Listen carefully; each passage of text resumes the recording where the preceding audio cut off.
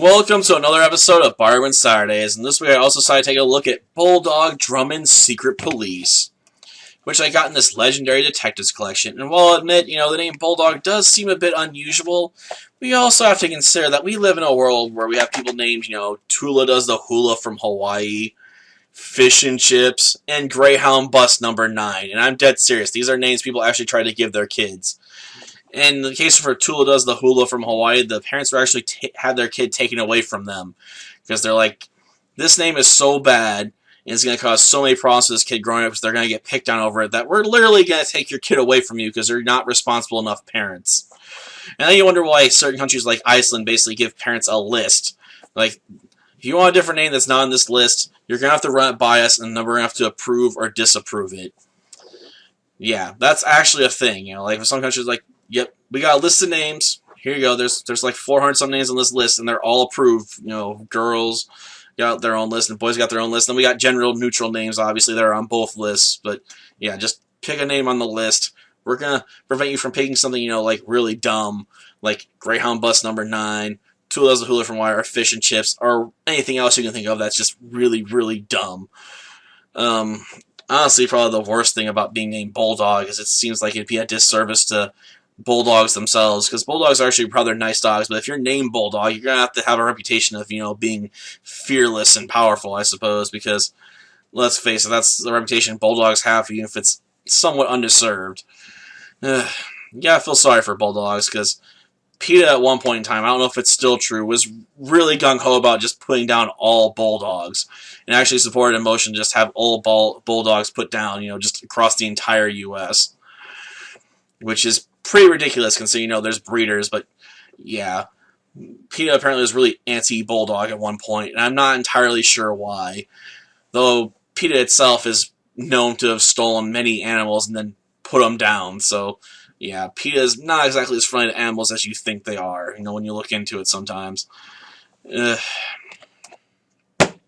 far as the movie itself goes, yeah, we're 2 minutes into this, and I haven't even really talked about the movie beyond its title, but honestly, it's such an oddball movie. I'm not sure what I want to say about it, or even feel about it. I mean, you've got a plot where Bulldog's trying to get married to Phyllis, his lady love, but apparently this marriage keeps getting interrupted because this is like their 6th time trying to get married, and there's 5 films before this where every time they try to get married, it falls apart for some reason or other, like murders, fires, or something happens that requires Bulldog to get involved, and the wedding has to be put off. Like, I'm sorry, honey, but I got work to do. Someone got murdered. There's some fire that got set off that's all mysterious. I got to investigate. You also then have a plot line about a hidden treasure in Bulldog's ancestral manor's house, because apparently, one of his ancestors, decided to hide the king's treasure there at the king's behest, so it's in one of the secret passageways that have largely been forgotten about, because there's a bunch of secret passageways underneath the house. And some of the entrances are so unused that even Bulldog doesn't know they exist. So we got that plot going on with this. We then have, the murderer that's trying to also get to the treasure, because the treasure plot's introduced to us by the professor, who is more of a comedy character than anything else, but he still gets killed off, because he solves how to get to the treasure. So you got someone that's out there murdering people, like, I gotta murder the professor, I gotta murder this Bolton character because I want to try and impersonate him, as a new butler at the manor so I can sneak in, and then he murders a cop, at one point because he's trying to sneak in, turns off the lights, and then people catch on to what's going on, try and stop him because they knew he'd broken in earlier because he killed the professor before that. So, yeah, it's just all that mess going on.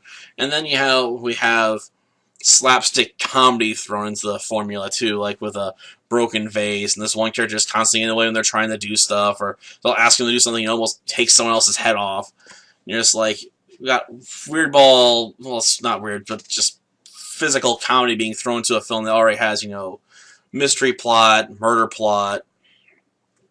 And it's just like, can we please just drop the comedy? Like, it doesn't, I guess they're trying to just make it a more lighthearted adventure by having that in there, but if you're going to go that route, you might as well just toss out the murders and just have the guy, just hit the professor so hard it knocked him out, and he was going to have to be unconscious for several hours, because that's all the lead you really would need to get to the treasure, right? Assuming the professor had, solved the clue on how to get there, which he had, so it shouldn't have taken him that long to get there as long as he could delay the professor from telling anyone else about it for just a couple hours. He should have had his chance.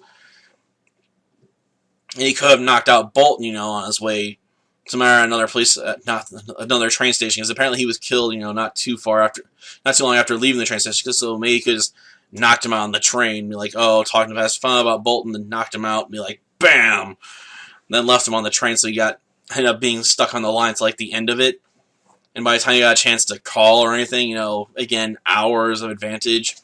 So I honestly don't see why anyone had to die, really. It's just all over the place as a film. I don't know how to feel about it. I mean, with the Godzilla film, I know what to feel about it in most places. It just drags, or the action scenes are just so bad because of the CGI. Just whatever for the most part. But this one, it's just I have no clue what I want to feel about it. I don't know if I should be, angry, upset, or if it's good or bad. I just don't know. It's so weird in comparison to most other films. I don't know how to judge it. I mean, the slapstick is pretty predictable, but at the same time, we got all this murder stuff going on. All in all, I guess I just say this is something you probably just might want to avoid unless you're a big fan of whole detective movies. You just have to see everything under the sun. And of course, the wedding doesn't go off because one of the guys in the secret police decided to make a bomb, and he just leaves it. He sets it up and then just leaves it, so it goes off later on, just ruins the wedding rehearsal, and Phyllis takes off to Africa to hunt lions, because that's far safer than hanging out with Bulldog. And we do have another movie called Bulldog Goes to Africa, so apparently we have the next movie in this series, because, like I said, multiple wedding attempts, they all end in failure. Till next time, then. See ya. I say I doubt if there will ever be a wedding. What could prevent our marriage this time? What prevented it 5 other times? Fires, murders, explosions, everything short of an earthquake.